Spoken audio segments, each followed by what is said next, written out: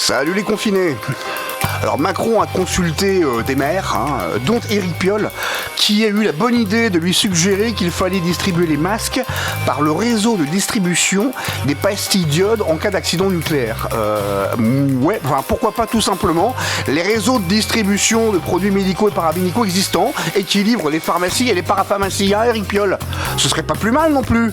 Il en a marre de ces politiciens aussi incompétents qu'inutiles et verbeux qui, en période de crise, se croient en devoir d'innover, donc de réinventer la roue, voilà, alors qu'on n'a pas le temps et qu'on doit s'appuyer sur ce qui existe et qu'on sait robuste.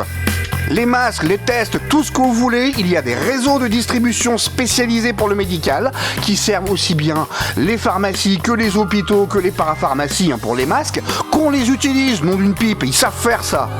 Encore une manifestation du fake state, si bien décrit par Frédéric Farah.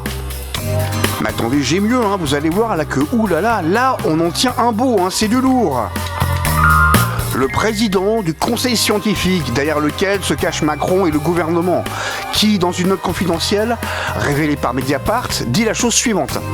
Il est urgent d'associer la société à la gestion de la crise sanitaire pour ne pas alimenter la critique d'une gestion autoritaire et déconnectée de la vie des gens. Cette note met également en garde le pouvoir, ouvrez les guillemets, sur la méfiance à l'endroit des élites et à la formation d'une contre-société sur Internet. Vous rendez-vous compte du niveau de corruption morale et intellectuelle ? Non mais attendez là, ce qui se passe sur les réseaux sociaux, c'est la société. La société, c'est pas les 4 ou 5% de Français qui sont diplômés d'une grande école, cadres supérieurs du privé ou hauts fonctionnaires. Ceux-là, ils sont parfaitement inutiles, on le voit depuis 3 mois. Incapables d'organiser une chose aussi simple que l'approvisionnement de masques FFP1 en France. Voilà. Alors que cet approvisionnement ne pose strictement aucun problème ailleurs en Europe. En Espagne, ce sont les policiers qui distribuent les masques aux habitants. Les deux seules contre-sociétés, celles qui systématiquement vont contre la volonté du peuple dans son écrasante majorité, il y en a deux. Il y a celle de l'élite, justement, voilà, et puis il y a celle des racailles, /islamistes. Mais quelle est cette bande d'aliénés qui ose parler de contre-société sur Internet, qui ose comme ça balancer des oukases sur ce que la société doit être.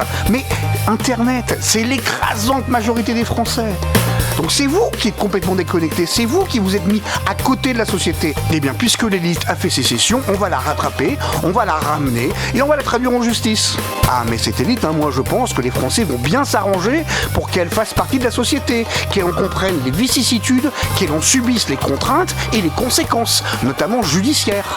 Les Français vont s'assurer que cette élite connaisse la honte que suscite la peur de la colère des autres.